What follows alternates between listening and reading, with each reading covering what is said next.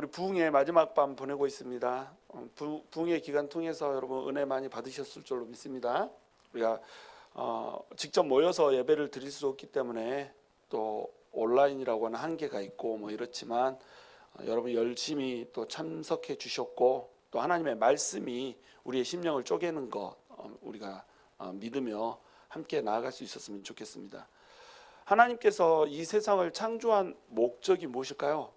이것은 하나님의 나라를 세우고자 하신 것이었어요. 오늘은 이제 하나님의 나라에 대한 것들을 쭉 이렇게 한번 열람을 하려고 그래요. 하나님께서 이 땅을 세우셔서 이 땅 가운데 하나님이 통치하는 하나님의 나라를 세우기를 원하셨어요. 그래서 아담과 하와라고 하는 첫 사람을 지으셨고 아담과 하와가 자기 의지로 하나님을 사랑하고 하나님을 경외하면서 하나님께 사랑을 고백하는 그 예배 공동체로서의 하나님 나라를 하나님께서 세우기 원하셨죠.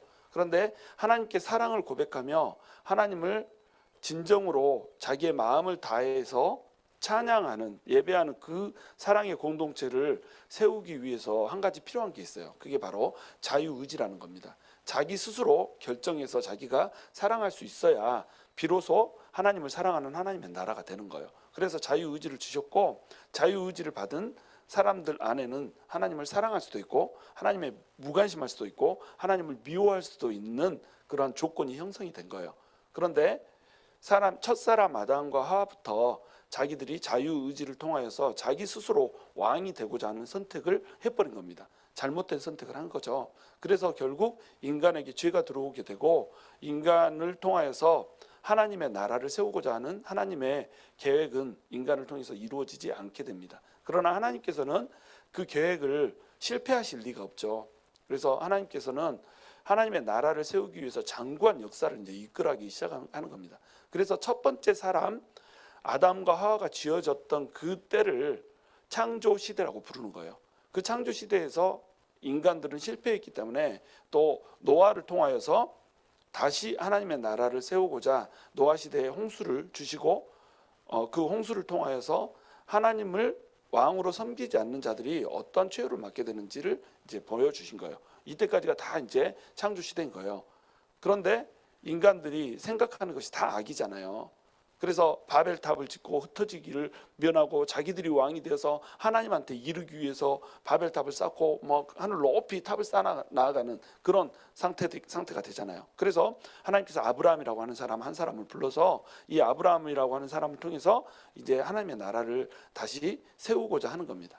사실은 이 아브라함 한 사람을 세워서 하나님의 나라를 그 후손들만 가지고 하나님 나라를 세우고자 했던 것은 아니고 이 사람들을 통해서 이스라엘이라고 하는 나라를 세워내고 이 이스라엘이라고 하는 나라를 모델로 해서 장차 오게 될 하나님의 나라가 어떠한 나라가 될지를 표본으로 보여주고 싶었던 거예요. 그래서 아브라함을 불러서 아브라함, 이삭, 야곱, 요셉에 이르기까지 그리고 그 12지파에 이르기까지 그 사람들이 전부 이제 이스라엘이라고 하는 나라를 그리고 이스라엘이라고 하는 나라의 12지파를 구성하게 되는 거예요. 그래서 이 사람들을 통해서 하나님의 나라가 어떤 모습을 갖춰야 되는가라고 하는 것을 이제 보여주기 위한 나라를 시작하는 겁니다. 그래서 이제 이 족장들이 이끌어가는 시대가 있는데 이것이 족장 시대인 거예요. 그 이 족장 시대 때 하나님께서 어떻게 일하셨는가라고 하는 것을 이제 보여드리기 위해서 제가 야곱과 요셉을 첫날에 소개를 시켜드린 겁니다. 그리고 나서 이제 이스라엘이라고 하는 나라를 통해서 하나님 나라를 세워야 되잖아요. 진짜로 이제 하나님의 법이 다스리는 그 하나님 나라를 세우기 위해서 이스라엘 백성들을 애굽에서 지금의 이집트에서 불러내서 하나님의 나라를 이제 진짜로 나라의 모델 그 이스라엘을 세워내는 거예요. 그것이 이제 출애굽 광야 시대 그리고 가나안 정복 시대가 되는 거예요. 그 시대를 모세와 여호수아를 통해서 우리가 살펴봤어요. 그곳에서 이제 하나님의 백성들이 가나안에 들어갔으니까 진정한 하나님의 나라가 된 거죠. 나라의 3대 요소는 땅과 백성과 주권이잖아요. 땅이라고 하는 가나안 땅이 생겼고 그 다음에 백성들이 이제 생겼고 그 다음 하나님의 주권에 따라서 통치를 받는 하나님의 법에 따라서 살아가는 그 하나님의 나라가 이제 형성이 된 겁니다. 그럼 하나님의 나라는 누구의 법을 따라서 산다고요? 하나님의 법을 따라서 산단 말이에요. 하나님을 따라서 하나님의 백성들이 살아야 된다는 거예요. 그런데 사사시대는 그것이 실패하는 실패의 연속이었던 거예요. 하나님의 나라는 계속 사람이 자기 의지로, 자기 자유의지로 하나님을 사랑하면서 하나님의 주권에 따라서 하나님의 통치를 따라서 살아야 되는데 그렇지 못하는 삶의 연속이란 말이죠. 그것이 사사시대였어요. 그 사사시대에 이제 잘못된 사람들의 행태들, 이것을 사무엘이라고 하는 사람, 엘리와 사무엘을 통해서 이제 보여준 겁니다. 그리고 그 다음이 이제 왕정 시대예요. 단일 왕국 시대. 우리에게 왕을 주소서 이렇게 얘기했기 때문에 그 단일 왕국 시대에 다시 얘기해서 다윗이라고 하는 왕을 통해서 하나님이 통치하는 나라가 이런 나라라고 하는 그 모델을 지시를 하고 싶었던 거죠. 근데 그 왕정 시대도 솔로몬이 우상들을 음란하게 온 이스라엘에 퍼지게 만들므로써 왕정 시대에서 하나님을 제대로 섬기는 것이 실패해 버린 겁니다. 그래서 하나님께서 나라를 둘로 쪼개 버리는 거예요. 여기까지가 단일왕국 시대고 이제 분열왕국 시대가 오는 거예요. 분열왕국 시대가 북이스라엘과 남유다로 쪼개져서 흘러간다고 그랬죠. 그래서 북이스라엘과 남유다로 쪼개져서 하나님의 나라를 각각 이제 향해서 나아가는데 북이스라엘은 완벽하게 타락한 나라였어요. 19명의 왕들이 있는데 그 19명의 왕들이 전부 타락해서 죄악을 범하고 하면서 멸망을 향해서 치달아가는 거예요. 그것을 이제 오늘 아침에 엘리야와 엘리사 선지자를 통해서 제가 개괄을 해드린 거예요. 그러니까 엘리야와 엘리사라고 하는 선지자가 그 악한 시대, 하나님의 나라가 무너져가는 시대에 하나님의 백성이 어떻게 살아내면서 하나님 나라를 세워낼 것인가라고 하는 것을 이제 얘기했다라고 한다면 지금 북이스라엘이 멸망해버린 이 상태에서 이제 하나님의 백성들, 남은 하나님의 백성, 남유다 백성들이 하나님을 향해서 어떻게 나가야 되는가라고 하는 것을 우리가 봐야 된다는 것이에요. 근데 남유다도 역시 북이스라엘이 망하는 걸 보면서 하나님을 따라서 살아야 되는데 그것을 살아내지 못했던 겁니다. 그러니까 계속 지금 실패를 하고 있는 거죠. 그럼 이 실패는 하나님께서 하나님 나라를 세우고자 했는데 하나님 나라가 실패했으면 하나님이 실패한 건가요? 그렇지 않다는 거예요. 하나님은 이미 창조하시기 전부터 이것이 이렇게 흘러갈 거라는 걸 알고 계세요. 그래서 하나님께서는 인간이 범죄를 하고 쫓겨나는 그 순간에 창세기 3장 15절에서 여자의 후손이 뱀의 머리를 으깰 것이라고 하는 것을 쫙 예언을 해주면서 예수 그리스도가 와야지 하나님 나라가 완성될 것이다 라고 하는 것을 지금 예언을 해주셨던 거예요. 오늘 이제 살펴보고자 하는 내용은 바벨론 포로로 잡혀가서 포로 귀환 시대까지를 살펴보면서 이때 예수 그리스도가 올 것이라고 하는 것을 예언했던 다니엘의 예언, 이것을 살펴보면서 예수 그리스도를 통해서 결국 하나님 나라는 회복될 것이라고 하는 것, 결국 예수 그리스도가 왕이 되신 하나님의 나라가 만들어질 것이라고 하는 것, 이것을 지금 설명을 해드리려고 그러는 거예요. 우리는 지금 어떤 사람들이죠? 예수 그리스도를 믿는 사람, 예수 그리스도를 왕으로 모신 사람, 이런 사람이에요. 이 시대도 똑같이 북이스라엘 시대와 같이, 사사 시대와 같이, 단일왕정 시대 때와 같이, 남유다 시대 때와 같이, 포로 시대 때와 같이 똑같이 패역한 시대예요. 똑같이 하나님을 배신하고 똑같이 하나님을 떠나서 자기가 왕인 것처럼 자기 멋대로 살아가는 이런 시대라는 거죠. 이런 시대에 하나님의 백성들은 도대체 어떻게 살아가야 될 것인가? 예수 그리스도를 왕으로 모시고 예수 그리스도를 주인으로 모신 사람이 어떠한 태도로 어떻게 살아갈 것인가 라고 하는 것을 예레미야와 다니엘을 통해서 좀 이제 살펴보기를 원하는 겁니다.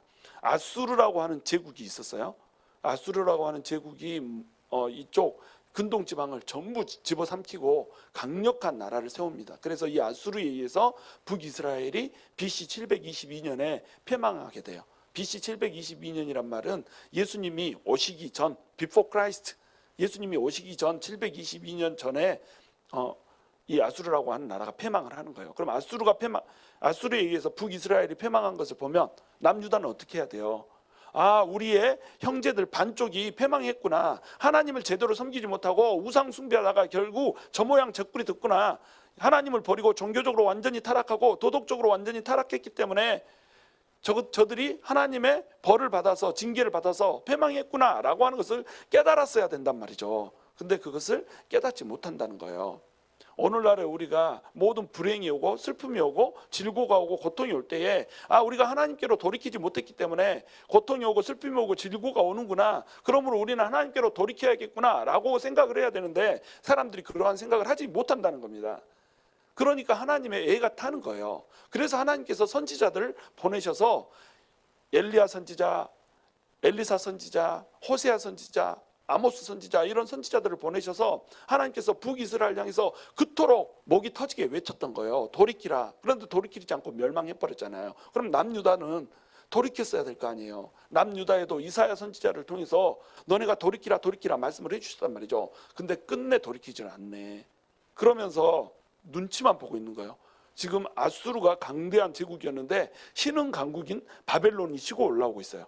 그리고 이쪽 서쪽에는 애굽이 또 여전히 강성해요. 그래서 애굽과 아수르와 바벨론 이 세 제국의 틈바구니에 쌓여가지고 어떻게 우리가 살아남을지를 생각하고 있어요. 누구한테 달라붙어야 우리가 살아남을까, 이것을 지금 생각하고 있단 말이죠. 아수르 편을 들까 애굽 편을 들까, 친애굽 정책을 펼쳐야 되나 친아수르 정책을 펼쳐야 되나 친바벨론 정책을 펼쳐야 되나, 다들 이러고 눈치를 보고 있다는 겁니다. 우리가 봐야 될 눈치는 뭐예요? 하나님의 눈치를 봐야 되는 거잖아요. 그런데 하나님의 눈치를 보지 않고 아수르 바벨론 애굽 보고 있다는 거예요. 우리에게 삶의 어려움이 오고 삶의 빈궁이 오고 삶의 고통이 올 때, 우리 삶의 질병이 올 때, 삶의 망함이 올 때 우리 뭘 봐요? 자꾸 사람 본단 말이죠. 이 사람 볼까 저 사람 볼까 또 이 사람 볼까, 좀 더 강한 사람이 나타나면 이 사람 만나기 위해서 이 사람 버리고, 이런 일들을 우리 크리스찬들이 반복하면서 살아간다는 거예요. 하나님 나라 백성들의 태도가 이렇게 되면은 안 된다는 거예요. 근데 지금 우리는 포로 시대, 포로 귀환 시대, 이 시대에 이스라엘 백성들이 겪었던 그 삶의 태도들을 그대로 반복하고 재현해내고 있다는 겁니다. 우리는 타락해 가는 세상에 살고 있어요. 오늘 굉장히 좀 무겁게 가죠? 우리가 무거워야 돼요. 오늘은 좀 무거워야 됩니다. 우리가 하나님 앞에 정말로 제대로 서기 위해서는 우리 조상들이, 믿음의 선진들이 어떻게 실패했는가라고 하는 것을 봐야 돼요. 현재는 과거로부터 오는 거예요. 과거는 현재의 뿌리이고 현재는 미래를 바라보는 거울이며 또한 미래의 뿌리라는 거예요. 이 현재의 뿌리에 딛고 미래의 열매가 어떻게 결정될지가 결정되는 겁니다. 그러니까 현재 우리가 회개의 열매를 뿌리지 않고 또 성결의 열매를 뿌리지 않으면 미래에 다디단 열매라고 하는 것은 없다는 거예요. 예레미야는 이러한 시대에 태어났습니다. 이사야가 아무리 외치고 외쳐도 하나님께로 돌이키지 않고 지들 멋대로 살아가는 이 시대에, 종교적으로 타락해서 하나님을 모시지 않고 우상을 음란하게 섬기는 이 시대에, 정치적으로 타락해서 고아와 과부를 돌보지 않고 오히려 그 고아와 과부들을 착취하고 학대하는 이 시대에, 뇌물을 받고 판단을 굽게 하며 옳은 사람을 감옥에 넣고 옳지 않은 사람을 득세하게 만드는 이런 시대에, 그리고 선지자들이 너네 잘못했어 돌이켜라고 외치면 그 선지자들의 목을 치고, 거짓 선지자들이 너네는 평안하다 평안하다 평안하다 외치면 그 평안하다고 외치는 거짓 선지자들의 그 마약에 아편에 뿅 가가지고 헬렐레 하면서 진짜로 평안이 오는갑다 속아 넘어가서 미혹돼서 살아가는 이러한 시대, 이러한 시대가 예레미야가 살아가던 시대였던 거예요. 이 시대에도 하나님의 나라를 세우고자 하는 남은 자들을 세워서 하나님의 나라를 세우고자 하는 하나님의 장구한 그리고 심오한 뜻과 계획은 없어지지 않는다는 거예요. 그래서 예레미야라고 하는 한 사람을 부르는 겁니다. 예레미야는 그 이름의 뜻이 여호와께서 지명하셨다, 그런 뜻이에요. 내가 너를 지명하여 불렀나니 너는 내 것이루아, 이렇게 하는 그 찬양 있잖아요. 내가 너를 지명하여 불렀나니 너는 내 것이라 할 때 지명하다, 이게 예레미야를 향해서 하신 말씀이었거든요. 예레미야는 그 소명을 받을 때 좀 어렸어요. 그리고 나약했어요. 모세와는 좀 달라요. 모세가 소명을 받을 때도 이랬잖아요. 근데 하나님이 모세를 부르니까 어때요? 호렙산 그 떨기나무 밑에서 모세를 부르잖아요. 그래서 모세가 떨기나무가 이게 불은 타는데 떨기나무는 태워지지 않는 이 신명한 장면을 보면서 뭐라고 해요? 정말로 이곳이 거룩한 땅이고 하나님께서 지금 임재하셨구나, 이걸 느끼며 있는데 하나님께서 모세를 부르시잖아요. 모세가 네가 우리 백성을, 내 백성을 이끌고 나가라, 바로한테 가서 내 백성 내놓으라고 해라 라고 하니까 모세가 뭐라 그래요? 나는 못 가요. 나 같은 것을 어떻게 보냅니까? 보낼 자를 보내소서, 이렇게 얘기하잖아요. 그러니까 모세야 네가 가라, 딱 이렇게 또 한 번 설득하잖아요. 그랬더니 모세가 뭐라 그래요? 또 나는 말이 혀가 둔한 자입니다. 말을 잘 못해요. 뭐 따박따박 말대꾸하면서 말을 못한다고 그래요. 이 모세가요 40년 동안 애굽 궁전에서 자랐잖아요. 애굽 궁전에서 자라니까 그가 언변이 능통하고 학식에 능통했다고 나와요. 말 잘해요. 모세 말 못하는 사람이 아니에요. 40년 동안 왕자로서 교육을 받았다니까요. 리더로서 소양을 갖췄다니까요. 그리고 성정이 어때요? 한 사람을 자기 민족 때린다는 이유로 죽을 때까지 패 죽이는 이런 성격이란 말이에요. 강력한 성격이에요. 이 사람 카리스마가 장난이 아닌 사람이란 말이죠. 그리고 40년 동안 또 나그네로 살았잖아요. 그럼 나이가 80이란 말이에요. 어린 나이가 아니고 지금 먹을 만큼 먹었고 철들 만큼 철들 이런 나이예요. 그런데 내가 못 가겠습니다. 보낼 자를 보내소서. 나 같은 사람을 말도 안 통하고 이렇게 말도 못하는 이런 사람을 어떻게 보내서 뭐 하려고 합니까? 막 이렇게 하는 거죠. 그러니까 하나님 뭐라 그래요? 네 형 아론 있잖아. 아론 붙여줄게. 가라. 이런데도 막 못한다고 이러잖아요. 그러니까 하나님이 화를 내세요. 역정을 내세요. 네가 가라고. 이렇게 하나님이 좀 이렇게. 그래야 그때서야 배시시 말을 듣고 가는 겁니다. 근데 예레미야는요 진짜로 연약한 사람이었어요. 나약했어요. 그러니까 예레미야한테는 하나님이 역정을 안 내시는 거예요. 그래서 내가 너 연약한가 한다, 나약한가 한다. 이 시대 정말로 모든 사람이 타락해서 이제 도무지 소망이 없는 이 시대, 하나님께서 예레미야를 통해서 주시고자 하는 말씀은 뭐였냐면 너네가 회개하고 돌이키라, 이 말이 아니었어요. 너네는 망할 것이 이미 결정됐다. 그러니까 회개도 하지 말고 기도도 하지 말라, 이 말씀 주려고 예레미야 부른 거예요. 예레미야한테 바쳐진 소명이라고 하는 건 모세한테 부여된 소명하고는 비교가 안 되게 무거운 것이었습니다. 모세한테 주어진 소명은 뭐였냐면 내 백성을 구원하고 건져서 새로운 나라를 내가 세워줄게 라고 하는 희망의 메시지였어요. 근데 예레미야한테 주어진 메시지는 뭐냐면요, 너 가서 이제 끝났다라고 얘기해라고 하는 메시지였단 말이에요. 어두칙칙한 메시지였단 말이죠. 그 메시지를 전하려고 예레미야를 부르는데 예레미야 어리네. 나이가 실제로 어렸어요. 그리고 이 사람이 성격 자체도 그렇게 모세처럼 막 카리스마 있고 그냥 내지르고 혈기 있고 막 이런 성격이 아니었단 말이에요. 성정이 부드럽고 이런 사람인데 이 사람을 부른 겁니다. 그러니까 나 연약해서 어떻게 해요? 이 얘기하는 거예요. 그래서 예레미야가 하나님이 부르니까 뭐라고 얘기하냐면 슬프도소이다. 나는 어린아이니이다.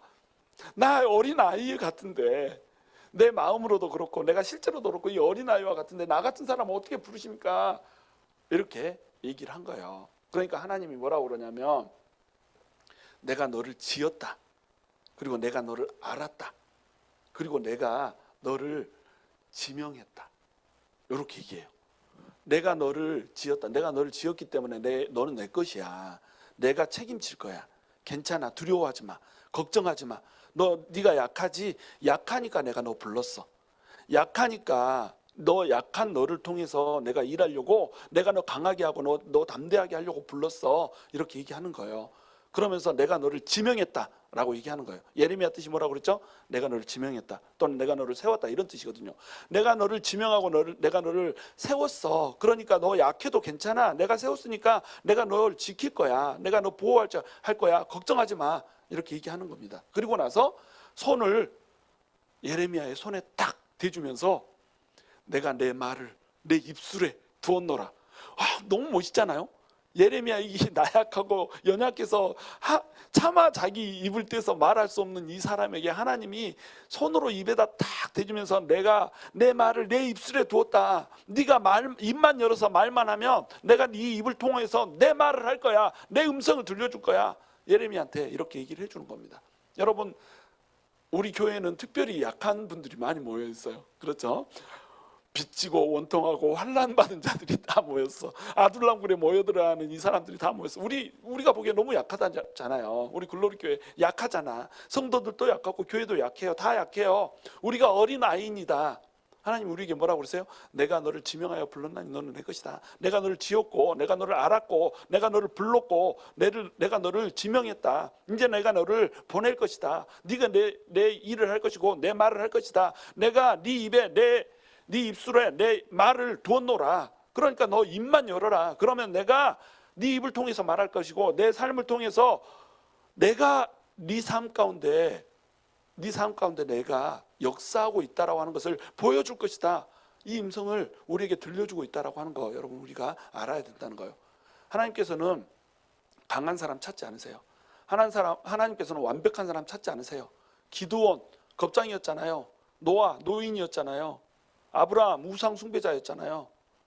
다윗 가늠하고 또 이 우리아를 살인 교사한 이런 사람이었잖아요. 그런데도 하나님께서 용서하시고 쓰시잖아요. 그전에는 또 목동이었잖아요. 하나님께서 가장 낮은 자, 가장 천한 자, 가장 비천한 자 불러다가 강대하게 하시고 강하게 하시고 쓰시는 거예요. 마른 막대기 불러다가 거기에서 쌍나게 하시고 열매 맺게 하시고 하시면서 쓰시는 거예요.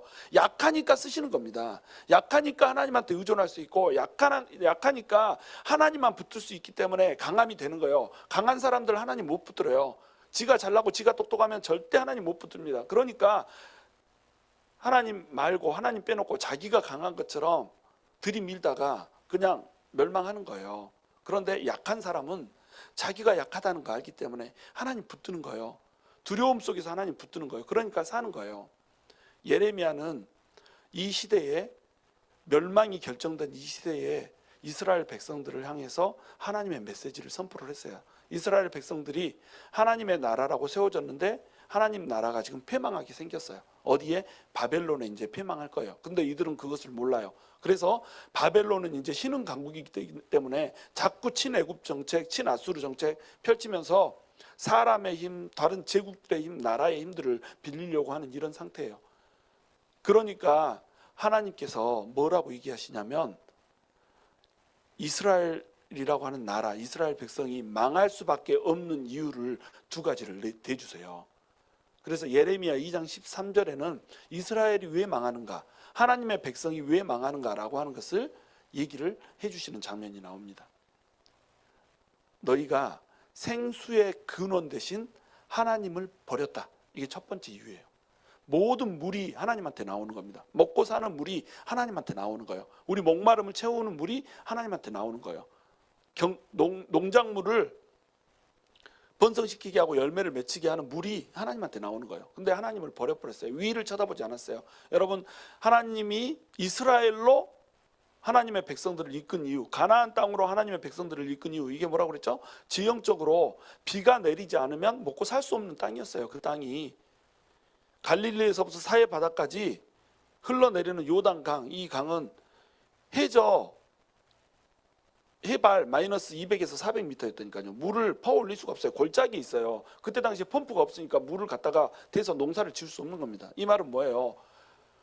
하나님께서 비 내려주지 않으면, 이른 비와 늦은 비 내려주지 않으면 농사 지을 수 없는 거예요. 이른 비를 지어주지 않으면, 내려주지 않으면 싹이 트지가 않아요. 늦은 비를 내려주지 않으면 열매가 맺히지 않아요. 이런 땅이 이스라엘 땅이었단 말이죠. 이스라엘 땅은 또 돌산이 많아요. 근데 이 돌이 그냥 딱딱한 돌이 아니라 광물질이 섞여 있는 이런 흙이에요. 그래서 비가 오지 않으면 딱딱한 돌이었다가 비가 내리는 순간에 녹아서 흙이 되는 이런 땅이란 말이에요. 그러니까 비가 오면 다른 땅보다 토질이 훨씬 좋기 때문에 그냥 오렌지가, 머리통만한 오렌지가 열리고 이렇다니까요. 지금도 백악관에는 이스라엘산 오렌지가 들어간다고 그러잖아요. 그러니까 하나님을 의지하고 하늘을 바라보면 열매와 소산이 다른 곳보다 훨씬 더 좋은 곳, 젖과 꿀이 흐르는 땅이 되는 거예요. 그런데 하나님을 바라보지 않고 땅을 쳐다보면 물을 퍼올릴 곳이 없기 때문에 열매가 맺히지 않는 땅, 벌모지의 땅, 이런 땅이 바로 이스라엘 땅이란 말이죠. 이 이스라엘 땅, 가나안 땅에다가 이스라엘 백성들을 불러 넣어오는 이유가 바로 그 그림을 하나님을 믿는 모든 백성들에게 주기 위한 겁니다. 너네 하나님 믿는다고 하지 세상 사람들은 그냥 세상 의지하면서 열심히 밤이 맞도록 수고하고 막 이러면 뭐 개중에 잘 되는 놈들 있고 잘 사는 놈들이 있을지 몰라. 근데 하나님의 백성이 이미 됐잖아. 하나님의 백성이 되면 하나님을 올려다보지 않고 땅 쳐다보는 사람은 망한다는 거예요. 세상은 애굽에서 살아요. 근데 우리는 어디서 살아요? 가나안에서 산단 말이에요. 하나님을 올려다보면 애굽보다 훨씬 잘 될 거예요. 애굽보다 훨씬 적과 꿀이 흐를 거예요. 그런데 땅을 내려다보는 순간에, 땅 쳐다보는 순간에 우리는 핍절하게 된다는 겁니다. 하나님의 백성은 하나님의 법으로 사는 거예요. 하나님 쳐다보는 거예요. 그런데 생수의 근원인 하나님을 버려버리고 비를 내려준다는 바알신 믿고 아세다람 믿고 아세라 믿고 이렇게 살아갔던 겁니다. 그러니까 이들이 핍절하게 되는 거죠. 그리고 정세적으로도 자꾸 애굽 믿고 바벨론 믿고 아수르 믿고 이렇게 살아가는 거예요. 다른 걸 보는 거예요. 하나님이 아닌 다른 걸 보는 겁니다. 이것이 생수의 근원을 버렸단 말이죠. 그러면서 두 번째 이유는 뭐냐면 너네가 물을 얻으려고 스스로 웅덩이를 팠다는 거예요. 자, 갈릴리 호수에서 흘러내리는 요단강이 해발 마이너스 200에서 400m라고 그랬잖아요. 펌프질을 해서 올릴 수가 없어. 그러니까 비가 안 내리면 이들이 했던 일이 뭐예요? 땅에다 구덩이 판 겁니다. 그래서 구덩이 파가지고 물 나오면 그 물 퍼다가 하려고 한 거예요. 근데 구덩이 파면 물이 뭐 나오나요? 콸콸 쏟아지나요? 그때 당시에 뭐 우물 파는 기기가 있었어요? 표피에서 나오는 그 물 가지고 뭘 어떻게 하겠다고 그렇게 수고하고 애써서 똥 힘을 써가지고 물을 얻으려고 노력을 하는 거예요. 근데 그 웅덩이가 어떤 웅덩이에요? 터진 웅덩이라 물을 수축할 수가 없는 웅덩이인 거예요. 그러니까 멸망한다는 겁니다. 물이 있어야 사는데 물이 없으니까 멸망한다는 거예요. 생수의 근원인 하나님 버려버리고 자기 스스로 힘을 내가지고 물을 파서 살아가려고 애써 보다가 패망한다는 거예요. 이것이 이스라엘 남유다가 망하는 이유였어요. 북이스라엘 이러다 망했어요. 그러니까 북이스라엘 봤으면 이제 생수의 근원인 하나님 봐야 됐단 말이죠. 그런데 망해버렸단 말이에요. 오늘날을 사는 크리스찬들 어때요? 북이스라엘 망한 거, 남유다 망한 거 전부 다 봤잖아요.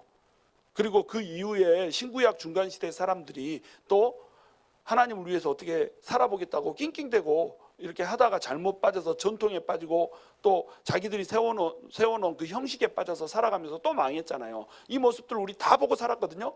그런데 예수님을 믿고 예수님을 섬긴다라고 하면서도 하나님을 쳐다보지 않고 생수의 근원, 나를 믿는 자는 그 생수의 강이 강물처럼 배에서 터져 나오리라 말씀하셨던 그 생수의 근원이신 예수 그리스도 버려버리고 우리가 우리 스스로 웅덩이를 파서 그 웅덩이에서 물 퍼마시자고 애쓰고 노력하면서 살아가잖아요. 하나님 올려다보지 않고 이 세상 가운데서 어떻게 하든지 내 힘으로 한번 해보자고 꽃갱이질하고 허미질하고 삽질하고 이렇게 하다가 진짜로 삽질하잖아요. 그래서 이렇게 살아가는 이 삶에 하나님의 영광이라고 하는 것이 없다는 겁니다. 이렇게 살아가는 이 삶에 하나님의 생수라고 하는 것이 주어지지 않는다라고 하는 것이에요. 예레미야는 바로 이것을 선포하는 겁니다. 근데 예레미야가 이것을 선포할 때 그러므로 너네가 하나님을 올려다 봐라. 하나님을 올려다 보면 생수의 근원이니까 물이 내려올 것이다. 이거 비를 내려주셔서 이제 우로를 내려주셔서 이제 너네가 잘 될 것이다. 이 메시지를 전한 게 아니에요. 너네는 이제 망했다. 너네는 지금까지 이렇게 살아왔으니까 너네에게 심판이 임할 거야. 하나님께서 강력한 조치를 취하는 겁니다. 심판이 임했기 때문에 이미 심판이 결정됐기 때문에 예레미야한테 명령하셨어요. 너는 저 백성들을 위해서 나한테 기도도 하지 마라. 기도해봤자 필요 없다는 거예요. 이미 심판이 결정됐다는 거예요. 그래서 예레미야는 눈물의 선지자라고 불렸어요. 예레미야는 자기 민족을 너무너무 사랑했어요. 하나님의 나라를 너무너무 사랑했어요. 그러니까 이 하나님의 나라를 사랑하니까 어떻게 했어요? 하나님 나라를 위해서 막 기도하고 간구하고 막 이럴 거 아니에요. 근데 하나님의 메시지가 떨어지는데 이 메시지가 뭐예요? 너네 나라가 이미 망했다는 거예요. 지금 이 나라는 하나님 나라가 실패했고 다시 내가 하나님 나라를 세울 거라는 거예요. 하나님의 나라를 포로로 보내서 다시 연단해서 포로에서 돌아오게 한 다음에 다시 하나님 나라를 세워갈 거라는 거예요. 그래서 일단 지금 이 나라는 망하게 된 겁니다.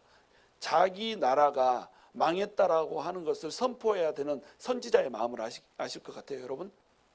자기 조국이 망한다라고 하는 것을 선포해야 되는 이 선지자의 심정. 그러니까 눈물을 흘리면서 이 얘기를 하는 거예요. 근데 그때 당시에 살던 사람들은 거짓 선지자의 말은 믿는데 참 선지자의 말은 믿지를 않는 거예요. 너희가 평안하다 잘 될 거야, 아주 잘 되기로 돼 있습니다, 하나님이 우리 편이니까 잘 될 거예요, 이렇게 말하는 그 선지자들의 말에 홀딱 넘어가서 진짜로 잘 될 거라고 생각했던 거예요. 이때 당시 이들은 그들 마음속에 잘못 품고 있는 생각이 있었어요. 우리가 하나님이 거하시는 땅인 예루살렘에 살고 있으니까 우리는 절대 망하지 않는다. 우리는 하나님이 임재하시는 성전이 있으니까 절대 망하지 않는다.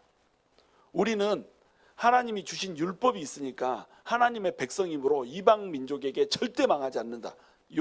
하나님이 비록 우리를 고통스럽게 하고 징계를 하실 때가 있지만 우리는 망하지는 않는다. 역사적으로 실제로 망한 적이 없으니까, 징계받고 고통받은 적은 있지만 망한 적은 없지 않으니까 절대 망하지 않는다, 이렇게 생각을 한 거예요. 심지어 우리는 다윗 왕조의 정통성을 가진 민족이고 하나님께서 약속하시기를 다윗의 왕조가 영원하게 해준다고 했는데 어떻게 다윗 왕조가 망할 수가 있어? 우리 다윗의 후손들이 왕으로 있잖아, 남유다에. 우리는 안 망해, 이랬던 겁니다. 이 거짓된 것을 그들이 믿었던 거예요. 거짓 평안을 믿었던 거예요. 그러니까 이것을 틈타고 거짓 선지자들이 나타나서 잘 될 겁니다, 절대 우리 안 망합니다, 하나님한테 메시지를 받지도 않았는데 하나님한테 메시지 받은 것처럼 속이고 들어와서 이렇게 얘기하는 거예요. 우리 안 망할 거예요, 하나님이 나에게 말씀하셨어요. 말씀하기는 뭘 말해, 듣지도 못하면서. 그러면서 하나님이 말씀하셨으니까 우리는 안 망한다. 그러면 그 말 듣고 현혹돼가지고 우리 잘 될 거라고 이렇게 생각한단 말이에요. 우리 크리스찬들도 똑같이 이렇게 살아가고 있다는 겁니다. 심판의 메시지가 떨어지면 절대 좋아하지 않아요. 하나님께서 이렇게 살면 안 된다라고, 이렇게 살면 멸망한다라고 얘기하는 메시지를 선포하기 위해서 사역자들이, 목사들이 선포를 하면 이 목사는 인기가 없어요. 막 싫어해요. 저런 이제 선포를 하는 사람 별로 안 좋네, 메시지가 별로 안 좋아, 이러고 축복의 메시지를 선포하는 교회를 찾아서 가요. 이 땅에 교회들이 너무 많거든요. 교회가 이게 베스킨라빈스 31이야. 내가 원하는 대로 입맛에 골라서 이렇게 잡을 수 있다는 게 있잖아요. 나는 포도맛이 좋으면 포도맛 잡아서 가는 거예요. 근데 포도맛이 질리면 바나나 맛 찾아서 가면 되는 거예요. 베스킨라빈스 31. 이런 시대를 우리가 살아가고 있단 말이죠. 그러니까 하나님의 메시지를 취사 선택해서 듣는단 말이에요. 좋은 메시지를 듣고 평안이 온다는 메시지를 듣고 잘 될 거라는 메시지를 듣는 거예요. 이 메시지를 듣고 있는 것이 뭐냐면 자기 최면이고 자기 암시라는 겁니다. 하나님께서는 분명히 말씀하세요. 하나님 올려보라는 거 말씀하세요. 하나님 쳐다보고 하나님의 나라 백성으로서 하나님 통치 받으면서 가라는 메시지를 지속적으로 우리한테 주고 있는 거예요. 그런데 하나님 버려버리고 주일날 한 번 올 때는 하나님의 백성인데 나머지 일주일 더하기 주일날 2시간 예배 드리는 시간 빼고 나머지 시간들 전부 다 그냥 세상 백성인 거예요. 또 주일날에도 집중해서 예배 드리나요?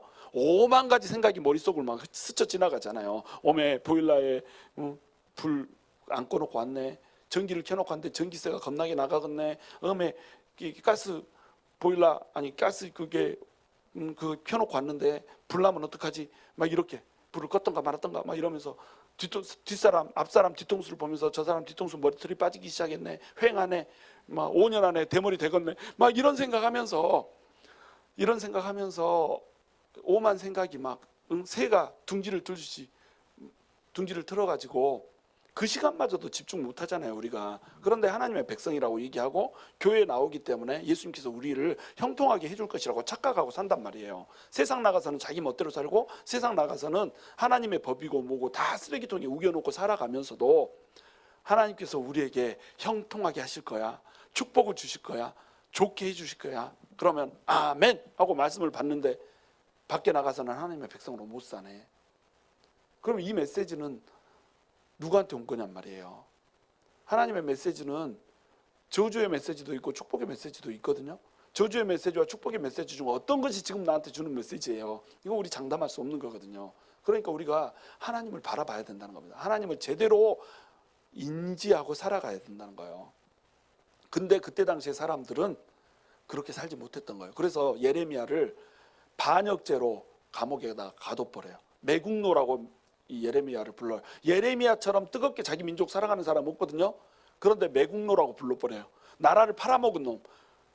아니 망한다고 하나님 메시지 주셨는데 언제 나라를 팔았어? 나라 판 적 없는데 나라를 팔아먹은 매국노 이렇게 해가지고 감옥에다 반역죄로 집어넣어버리고 막 이렇다니까요. 풀려 나왔는데 또 진흙 구덩이에다 넣어버려요. 진흙 구덩이. 진흙 구덩이, 늪 같은 막 이런 거 진흙으로 파놓은 구덩이여가지고 거기다 넣어놓으면 훅 들어가서 죽어버리는 막 이런 곳에다가 집어넣어버려요. 그러니까 예레미야는요, 그 탄압 때문에, 그 핍박 때문에 또 눈물을 흘리는 거예요. 자기 민족이 망할 것이다라고 하는 것을 얘기를 해야 되는 그 심정의 고통 때문에 울고, 또 매국노라고 공격을 해대오는 그 모욕 때문에 울고, 또 사람으로서는 받을 수 없는 그 핍박, 그 고난을 주기 때문에 그 고통 때문에 울고, 그래서 심지어 예레미야가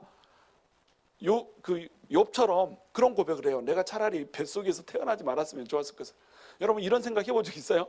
하나님 일하다가 너무 고통이 심하고 핍박이 심해서 내가 차라리 엄마 뱃속에서 안 태어났으면 좋았을 걸. 왜 태어나가지고. 그래서 생일만 되면 예레미야가 불렀던 노래가 있잖아요. 왜 태어났니 예레미야, 왜 태어났니 예레미야. 이렇게 고통스럽게 예레미야가 살면서 눈물을 흘리는 눈물의 선지자. 그래서 예레미야를 눈물의 선지자라고 불렀던 겁니다. 그 예레미야가 심판을 선포를 했어요. 심판 선포하면서 예레미야가 희망에 찬 메시지를 하나 줍니다. 이게 뭐냐면, 심판이 이미 결정됐고 너는 심판 피할 수 없어. 그런데 70년만 버텨, 이거였어요. 70년만 버티면 하나님이 포로로부터 돌아오게 해줄 거야. 회복시켜 줄 거야. 하나님이 너네 망하지 않는다고 했지, 진짜로 망하지 않아. 장기적인 관점에서 망하지 않아. 이 징계도 70년이면 끝나. 하나님의 때, 이때 돼서 너네가 돌이키고 너네가 이방 땅에서 회개하고 정말로 너네 잘못을 돌이키면 70년 후에는 돌아와서 하나님 나라 다시 세울 수 있어. 이렇게 얘기를 해준 겁니다. 예레미야가. 예레미야의 유일한 희망이었어요. 예레미야가 갖는 유일한 소망이었어요. 이게 70년 후. 70년 후. 이 70년 후 예레미야는 살아있을까요? 죽어있을까요? 당연히 죽어있죠.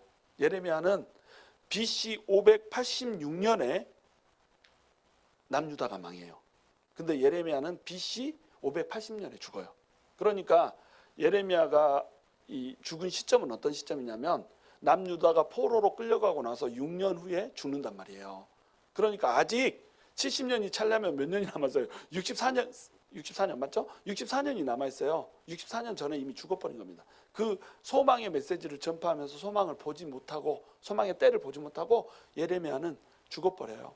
그가 586년에 남유다가 완전히 멸망하는 이 모습을 보면서도 그는 그 땅을 떠나지를 못해요. 남유다가 포로로 잡혀갈 때요, 포로로 잡혀갔던 사람들이 아무나 잡혀간 거 아닙니다. 바벨론에서는 아수르에서 포로로 잡아간 거하고는 차원이 달라요. 아수르는 이주 정책을 펼쳐서 혼합시키는 거였거든요. 그래서 이민족 저민족 섞어버린 이 정책을 폈어요. 근데 바벨론은 그런 정책을 편 것이 아니라 인질 개념으로 잡아갔어요. 똑똑하고 잘난 놈들, 이런 사람들 뽑아간 거예요. 그러니까 다니엘, 에스겔 뭐 이런 사람들은 전부 똑똑하고 잘난 귀족 출신들인 거예요. 이 사람들 포로로 잡아간 겁니다. 그래서 이 사람들 가지고 하나님 나라를 다시 하나님이 재건하고 싶었던 거예요. 그런데 이 땅에, 지금 이스라엘 땅에 남은 사람들은 어떤 사람이 있겠어요? 가진 것 없고 가난하고, 새로운 정부를 세워놔도 이 정부에 반기를 들 만한 사람, 이런 사람은 없어. 그냥 거기에 적응해서 살만, 이런 사람만 남겨놓은 거예요. 예레미야가 어떻겠어요? 자기 민족 사랑하는데 얼마나 불쌍하고 안타깝겠어요. 남겨져 있지만 학정 가운데 살아야 되고, 남겨져 있지만 심지어 포로로 잡혀가는 그것에서도 이 택함을 받지 못하고 버림을 받아야 되는 이런 사람, 얼마나 가슴이 아프겠어. 그러니까 이들과 함께하면서 위로를 주고 소망을 주고, 우리 70년만 버티자, 견디자, 이렇게 하면서 사역을 계속하는 거예요. 그런데 이 일을 견디지 못하고 애굽으로 도망가는 사람들이 있었다니까요. 우리 여기서는 도저히 못 살겠고 애굽으로 도망가자. 애굽으로. 이거 하나님께서 금지한 거거든요. 애굽으로 도망가면 안 돼. 여기서 너네 잘못했기 때문에 잘못한 거 감수하면서 징계 받으면서 여기서 살아야 돼. 바벨론에 잡혀가서 바벨론에서 징계 받든지 여기서 남아서 여기서 징계 받든지 둘 중에 하나 선택해야 되는 거야. 이렇게 하는 거예요. 근데 애굽으로 도망가는 거예요. 근데 애굽으로 도망가면서 자기들끼리 가기 싫은 거예요. 하나님의 말씀이 임한다라고 하는 그 예레미야를 데리고 가고 싶은 거예요. 그래서 예레미야를 억지로 끌고, 예레미야의 목줄에 이 끈을 하고 예레미야를 질질질 끌고 가는 겁니다. 그러면 예레미야는 지금 상황이 어떤 상황이에요? 하나님이 시키지 않는 것을 억지로 해야 되는 상태가 돼버린 거예요. 또 눈물 뽑는 거야. 우리 불쌍한 예레미야 어쩜 좋아. 눈물의 선지자. 하나님한테 내가 너를 지명하여 불러내니 너는 내 것이다 해놓고 눈물 쏙쏙 빼는 이 하나님. 예레미야가 이런 인물이었다는 겁니다. 그래서 애굽으로 원하지 않는데 애굽으로 데려져 가서 애굽에서 계속 사역을 하면서 이렇게 살았던 사람, 이 사람이 예레미야라는 거예요. 예레미야 일생은 정말로 어두칙칙하고 이렇게 고통이 많고 눈물로 범벅진 이런 인생이었어요. 그렇다고 여러분 걱정하지 마세요. 모든 사람을 예레미야로 부르진 않아요. 내가 너를 지명하여 부른 사람만 예레미야로 사는 겁니다. 이 예레미야 같은 인물은 하나님 나라에서 하나님의 특별한 복락을 누리면서 살겠죠. 하나님께서 지명하셔 불렀고 하나님의 일을 위하여서 기꺼이 자기의 모든 것을 내던졌던 사람. 이렇게 살 수 있는 사람이 우리 글로리 교회에서 나올 수 있었으면 좋겠어요. 전도사님부터 하세요. 전도사님부터 하세요. 전도사님 그래도 제일 가깝잖아요. 전도사님부터 하세요. 막 이렇게 내가 그렇게 말하지 다 알고 있어요. 저부터 할 겁니다. 하나님께서 원하시면 예레미야처럼 그렇게 멋지게 한번 살고 가고 싶어요. 하나님 일하면서 눈물 좀 뽑으면 어때요? 좀 고통스러우면 어때요? 하나님 일하는데 하나님이 지명하여 불렀고 나는 나약하고 어리지만 나는 어린아이다. 나 보내지 마세요. 주님 나 어린아이인가 아시죠? 근데 하나님이 너를 지명하여 불렀다고 특별히 너 지명해서 불러서 세웠다라고 한다면 아예 모태 태어나기 전부터 내가 너를 선택해서 쓰려고 이렇게 만들어놨다고 한다면 영광 아닌가요? 그러니까 그게 글로리죠. 우리가 이런 자리도 소망할 수 있어야 된다는 거죠. 그래서 예레미야가 그렇게 예언해서 그 예언이 이루어지고 모든 사람들이 끌려가요. 바벨론으로 끌려가서 이제 바벨론에서 포로 생활을 하는 겁니다. 예레미야에 집중해서 이제 설명을 했죠. 다니엘에 대해서는 길게 설명하지 않을 거예요. 시간이 이제 15분 정도밖에 12분 정도밖에 안 남았기 때문에 짧게 요약해서 이제 설명을 할 거예요. 다니엘이라고 하는 사람은 그 이름의 뜻이 하나님이 심판하신다 이런 뜻이에요. 하나님의 심판이란 뜻입니다. 그러니까 다니엘의 인생 그리고 다니엘서에서 주어지는 메시지, 이 메시지는 뭐냐면 이 역사의 주관자가 하나님이라는 거예요. 아수르가 북이스라엘을 패망하게 했으니까 아수르의 신이 주장하는 것 같고 바벨론이 남유다를 패망하게 했으니까 바벨론의 신인 마르둑이 벨이 이 세상을 주관하는 것 같지만 그렇지 않다는 거예요. 하나님께서 이 세상을 주관하신다는 거예요. 하나님이 결국 심판하신다는 겁니다. 자, 예레미야에서 예언된 거 뭐냐면 너네가 바벨론의 포로로 잡혀가서 70년 동안 포로로 살 거라는 거예요. 근데 이 70년이 차면 어떻게 된다는 거예요? 너네를 돌아오게 할 거라는 거예요. 근데 돌아오게 하는 방식이 뭐예요? 돌아오게 하는 방식은 바벨론이 망하는 거였어요. 내가 바벨론을 심판하겠다고 얘기하는 거예요. 70년 후에 바벨론 심판당합니다.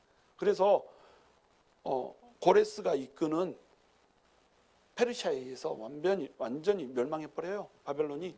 누가 이 역사를 주관해 가고 있어요? 하나님이 주관해 가고 있다는 거예요. 이것을 바벨론으로 포로로 잡혀가고 있는 다니엘에 보여지고 있는 그 이상과 꿈이라고 하는 것을 통해서 전부 하나님께서 드러내줘 버리는 거예요. 심지어는 느부갓네살이라고 하는 이 이방 왕의 꿈에 그것을 보여줘 버리잖아요. 금신상, 그 다음에 금의 머리, 은의 몸통, 동의 이렇게 허리, 그 다음에 철의 다리, 철과 진흙이 섞여진 발가락들, 이런 걸로 해서 제국들이 어떻게 흘러갈 거라고 하는 것을 다 보여줘 버려서요.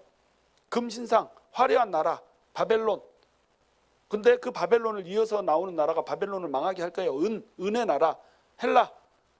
그 다음에 동의 나라, 은의 나라 페르시아, 동의 나라 헬라, 그 다음에 철의 나라 로마, 그 다음에는 모든 열국들이 섞여 있는 이런 시대, 이런 것에 의해서 결국 각 제국들은 다 망하고 나중에 산 위에서 산돌이 떠가지고 그 산돌이 떠서 공중에서 내려오면서 발가락 있는 부분을 발을 딱 치면은 모든 세상 나라가 무너질 것이다 라고 하는 것을 환상으로 보여주잖아요. 이것을 꿈으로 이제 보여주잖아요. 느부갓네살의 꿈으로 이제 보여준 겁니다. 이것을 보다 구체적으로 이제 다니엘의 환상 가운데서 또 보여주시는 거예요. 그러니까 결국 산돌은 뭐예요? 에벤이 돌이라고 그랬잖아요. 에벤이 돌인데 애를 빼면 뭐가 되죠? 벤, 아들이 되는 거예요. 하늘에서 내려오는 에벤, 돌, 또 벤, 이 하나님의 아들, 하늘에서 내려오는 아들이 이 세상을 열국을 무너뜨리고 결국 그 돌이 점점 커져서 이 온 세상을 덮더라. 다시 얘기해서 하나님의 나라가 하나님의 아들의 나라가 설 것이다. 이것을 다니엘을 통해서 보여주는 거예요.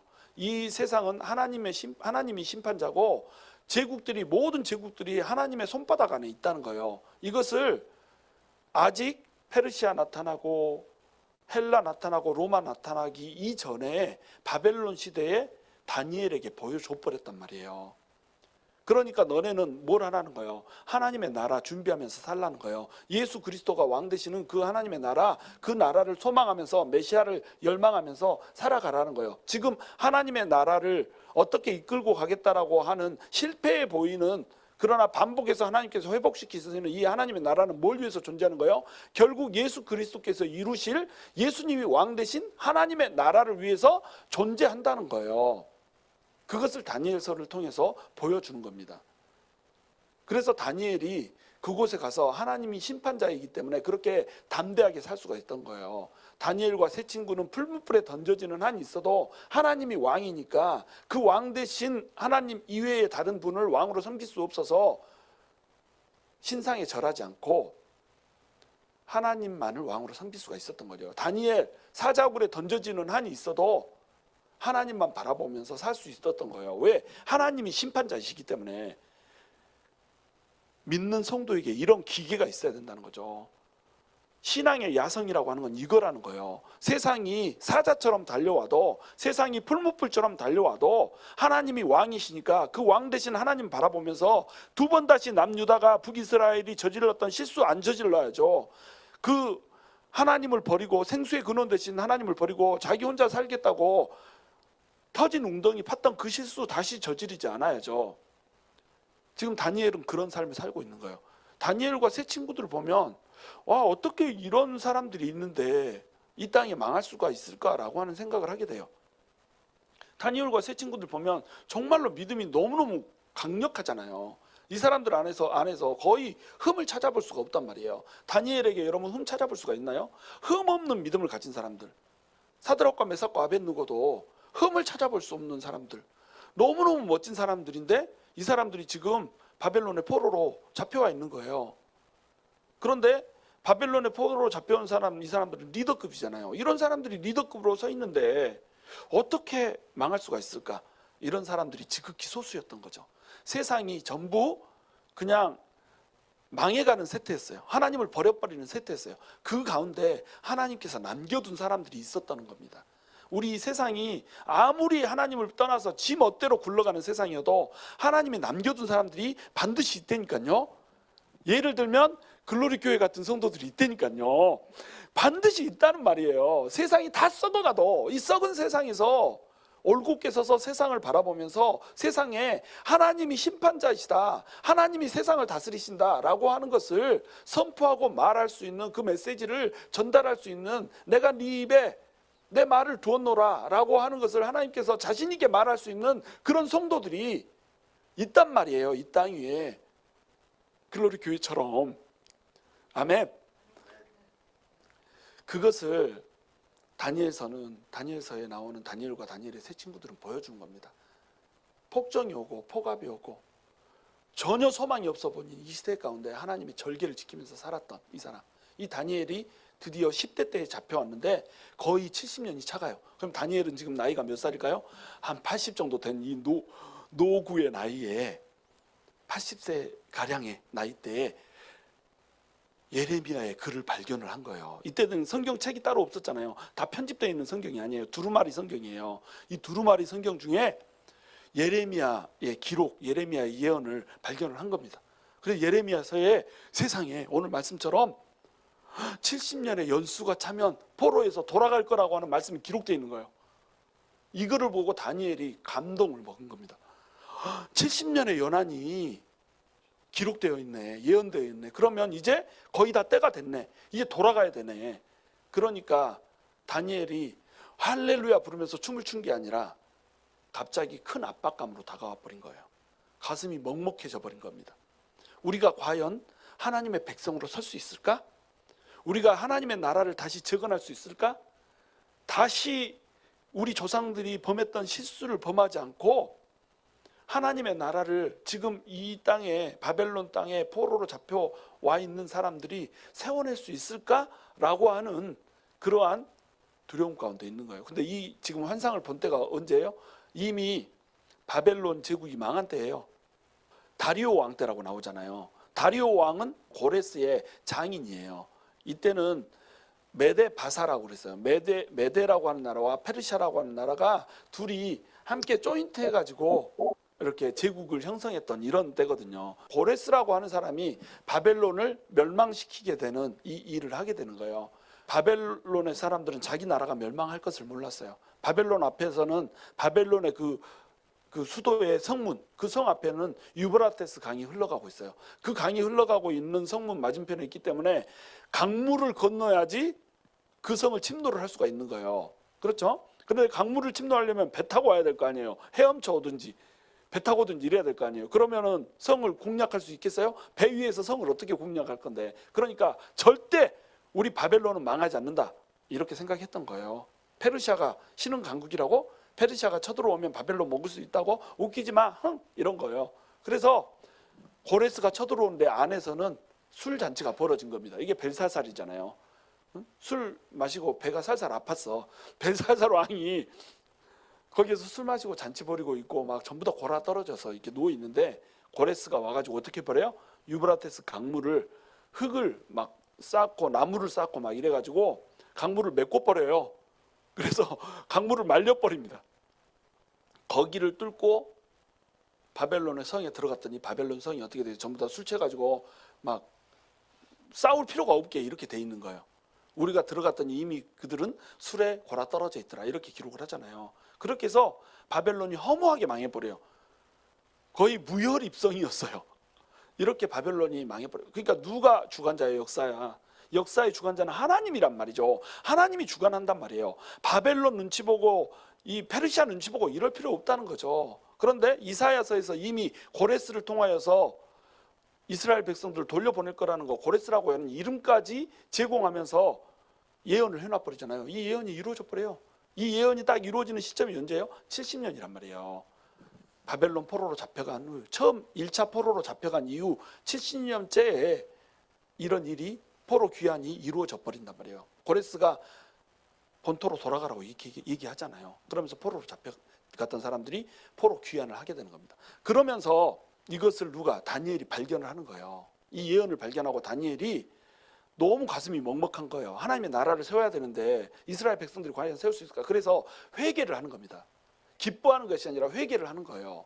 죄를 뒤집어 쓰고, 주님, 우리 조상들이 잘못했던 거 용서하여 주시옵소서. 우리가 범죄하였나이다. 우리를 용서하여 주시옵소서. 우리가 하나님의 나라를 세워야겠나이다. 우리를 용서하여 주시옵소서. 회개하는 거예요. 이 회개를 할 때 하나님께서 메시지를 주는 거예요. 71회의 메시지라고 하는 걸 줍니다. 70년 만에 돌아오겠다라는 것, 이것을 이제 듣고 회개하는 다니엘에게 71회의 예언을 주세요. 71회 너무 복잡하니까 이 시간도 다 됐고 설명할 수 없고, 이 71회라고 하는 것은 뭐냐면 예루살렘을 중건하라고 하는 고레스의 명령, 다시 예루살렘에 돌아가서 예루살렘의 성을 수축하라고 하는 그 고레스의 명령이 떨어진 때로부터 71회가 지나고 나면, 71회는 이 1회라고 하는 게 7이잖아요. 그래서 70 곱하기 7이죠. 요것이 지나고 나면 그리스도가 오신다는 거예요. 메시아가 온다는 거예요. 하나님의 나라는 누가 와서 이루어요? 예수 그리스도가 와서 이루신다는 겁니다. 심판주이신 예수님이 이 땅을 심판하실 거라는 거예요. 그것이 이미 예언되고 작정된 시대에 우리는 살아가고 있어요. 그 시대에 우리는 지금 포로 시대 이전의 그 남유다처럼 그렇게 우리는 살아가고 있다는 말이죠.